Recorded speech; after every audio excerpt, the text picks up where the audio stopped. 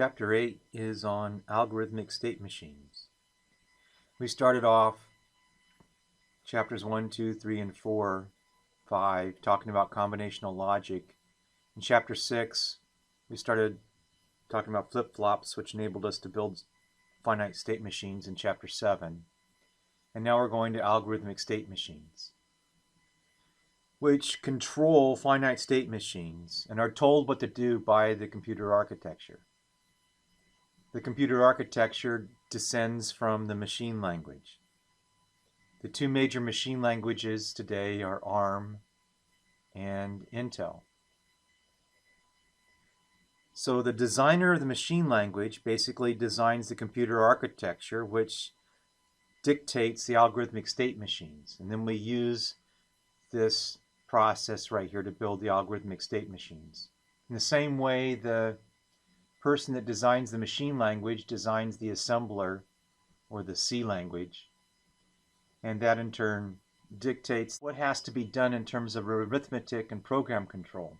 If the machine language is very simple, then this is very simple, and a lot more of the hardware has to be implemented in software.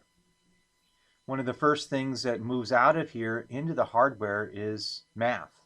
Intel likes to reduce the size of this to the minimum, so there's a lot more implemented in hardware, whereas ARM tries to keep this very simple and implement just what's needed here in software.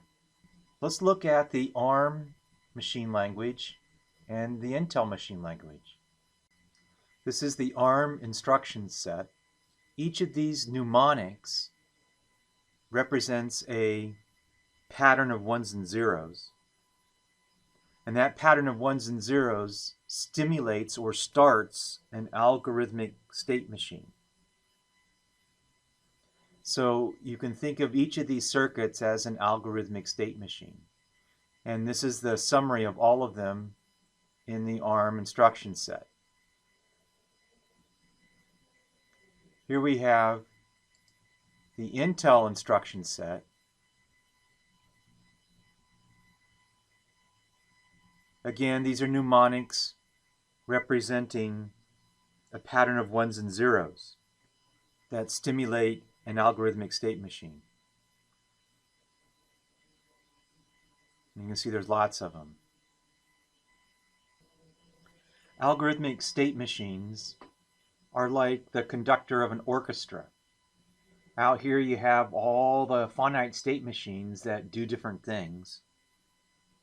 And it's telling them, you do this, you do this, you do this, you do this. And then when the algorithmic state machine is done, it just stops. And another algorithmic state machine takes over and starts using the same or a different subset of the finite state machines to control what's going on in the computer. When we were building finite state machines, you might have been saying to yourself, well, why can't I build a circuit that does both mealy and more? Why am I limited to just a few inputs? I need to be able to have and manage lots of inputs. Well, that's when you began thinking about an algorithmic state machine. An algorithmic state machine can have more kinds of outputs. It can have mealy kinds of outputs. And in a lot of ways, it's like a finite state machine. Same kind of feedback. The last two steps are the same as a finite state machine. So their language changes at these levels. Here, instead of having a state diagram, we have an algorithmic state machine data path chart. Here we have a link table. We don't attempt an implicant table. The transition table involves a state locus rather than those three steps that we talked about in a finite state machine. Other than that, it's pretty simple. So let's start by redrawing some of our finite state machines, some of our state diagrams as algorithmic state machines. So here we have a mealy circuit. It has one input X and two outputs Z1 and Z2. We can see it has three states, A, B, and C.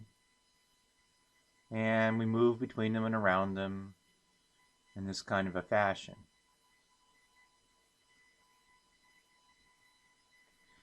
Here we see state A, indicated by this black box. That's this state A. Here we see this black box right here, indicating state B, and these ants surrounding state C. You're going to see these ants disappear. All of these states start off with a square box. That indicates that you're beginning a new algorithmic state itself. Here we see our input x. X, x. X doesn't have to be mentioned in here. But if we're going to have any kind of mealy operation where the output is dependent upon our input, then we need a diamond shape right here for our input. And if our input's a 1, we go down here and we set Z1. We don't mention Z2. Z2 is a 0. Everything is assumed to be a 0 unless it's mentioned here. So when x is a 1, we output a 1, 0. When x is a 1, we output a 1, 0. When x is a 0, we set Z2. So the output's going to be a 0, 1. When our input's a 0, our output's going to be a 0, 1. That's called a data path analysis. Going through here and we're creating changes to something outside of this circuit. Z1 and Z2 are outputs, data outputs. There's also something called a control path. You can see inside this box right here, there's just one entry point into state A, but there's 2 exit points. In one case, we can go to state B, and in another case, we can go down here to state C. So we can see just one entry point to state A, but we can see 2 exits, one going to B and one going to C. So there's no new information here in an algorithmic state machine. It's just that we're leaving room now to mix in more. Here we see a more implementation. Again, we have the same 3 states, A, B, and C. So we have 3 algorithmic states, A, B, and C. We have our output associated with the state. So here at the very beginning, we see a more box. Remember, that's how we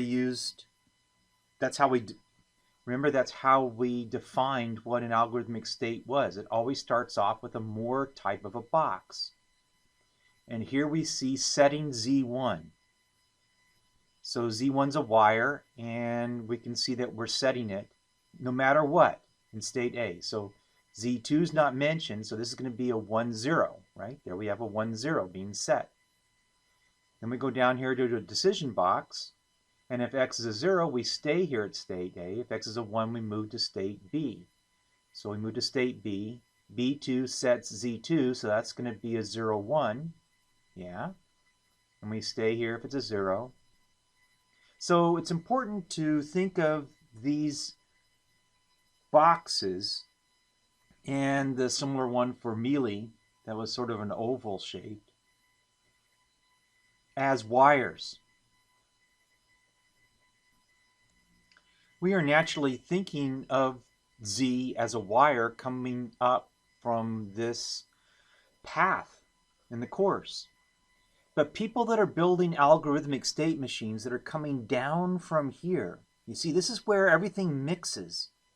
People that are coming down from here are not going to be thinking of the mealy and more output as a wire. They're going to be thinking of it as increment X. They're going to be putting inside those algorithmic state machine boxes something that's not quite a wire, and it's confusing. So when this box contains the names of wires, and this box contains the name of wires, then this is called an algorithmic state machine and data path. Here you can clearly see the control paths in blue. And if that's all that we're talking about, then this algorithmic state machine is incomplete. If this says increment X and there's no wire coming out, we can't really build it. We have to turn that increment X into a wire that goes out to a circuit that causes a counter to be incremented. Here we can see these dashed lines as data paths. And there's multiple data paths through each one of these control paths. Here we're talking about them as link paths instead of data paths. But we're going to say algorithmic state machines and data paths, or ASMDs, in the future. Now the question is this one algorithmic state in this picture? Or is it multiple algorithmic states? Well, you can see I put a dashed blue box around it, and it is just one algorithmic state. You see there's just one mealy box. Okay, let's look at these two algorithmic states. They both have one input. They both have two outputs to what are called states 2 and 3. They both look at x1 and x2 inputs, x1 and x2 inputs, and they both set z2. Let's look at their control paths. 0, 0 gets us to 2. 0, 0 gets us to 2. 1, 0 gets us to state 2. 0, 1 gets us to state 2 because x1 and x2 are backwards. All right. 0, 1 gets us to state 3. 1, 0 gets us to state 3. 1, 1 gets us to state 3. 1, 1 gets us to state 3. Okay, so we've looked at the control paths. Now let's look at when Z2 is set. It appears that Z2 is just set when X1 is a 1. Yeah. Doesn't matter what X2's value is. So it looks like Z2 is set when X1 is a 1. Doesn't matter what Z2's value is. So we looked at the data paths. So now we look at the timing. All of this has to happen in one clock tick. All of this has to happen in one clock tick. So it shouldn't matter inside of a synchronous machine exactly when during the clock tick Z2 is set. Maybe Z2 is set a little bit later here and a little bit earlier here, but that shouldn't make a difference. So these two algorithmic states are identical for all practical purposes. As we worked our way up through combinational logic and finite state machines, we've been learning to think in terms of parallel wires coming in with data, parallel wires leaving our circuit with information. These people coming down here have been thinking in terms of steps, sequences, procedural programming, things happening one by one by one by one. We can take their pictures of their algorithmic state machines and make them parallel and maybe add some speed. Here we have two equivalent algorithmic states. One's in parallel and one's in sequence or serial. We can see that there's a data path that looks something like this where Z2 is set and Z3 is set. Can we find a similar data path here? Well, it's not just one data path. Things are happening in parallel. This is one control path, right? There's just one output, just like there's one output right here. And during this process, in this single algorithmic state, Z2 set and Z3 set. But here it turns into three data paths. This one where Z1 is not set, this one where Z2 is set, and this one where Z3 is set. So our outputs are set exactly the same way. It's just that everything's happening in parallel. So what's going on here? What's different? Well, there's three wires right here. There's a wire right here with X1 in it. There's a second wire with X2 in it. And there's a third wire here with X3 in it. And we're looking at the contents of all three of those wires at the same time. There is no order. It's really that simple. Here there are three wires. We're looking at X1 wire, then we're looking at X2 wire, then we're looking at X3 wire. There's no difference. When people are coming down from here, they're going to be thinking in terms of if commands. If then, if then, if then. They're going to have translated their while, when, case, those kinds of structures into if then. But we have the opportunity to do something different. Here you can see where these complicated if-then commands have been formed into a kernel map with three inputs, x1, x2, and x3. So how will we go about converting from here to here? Well, let's make x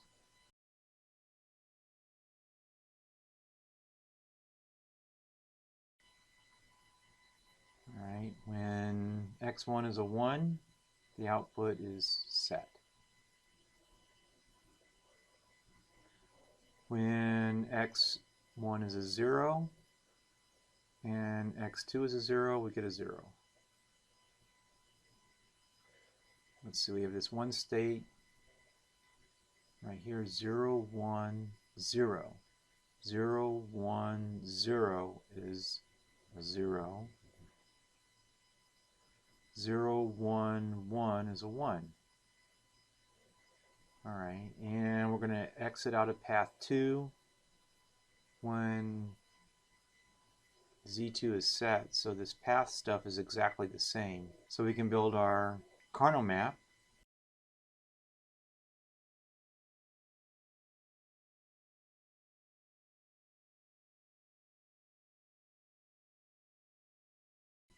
Which is x2, x3. So that's how I get this. We can make mistakes with algorithmic state machines. Here we have two wires, x1 and x2. And if both x1 and x2 are 1s, we've got conflicting control paths. You can only have one control path for one set of inputs. This one's bad because you can't have this feedback inside of an algorithmic state. It'll just lock the machine up if x is 0. We've got to allow another clock to tick. So we have to go back like this, outside the algorithmic state. So this algorithmic state has two input paths now, two control paths entering it. Some things get really easy with algorithmic state machines. Here's a counter. Pretty cool. Here's the same counter. We just added this decision box L. If it's a 1, it counts forward. If it's 0, it counts backwards. It goes from 0 all the way to 199, and then it goes backwards like this in this sort of a loop-de-loop pattern.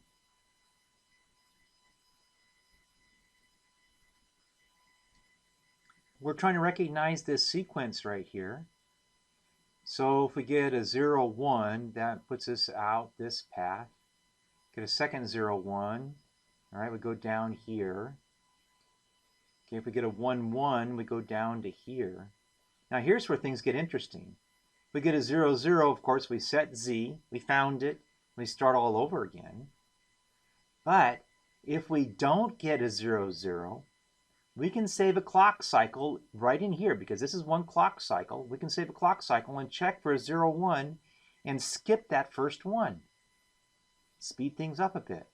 Interesting. But algorithmic state machines are primarily used for the conductor of the orchestra application, and that's really how we want to apply them. That's what's going to happen next.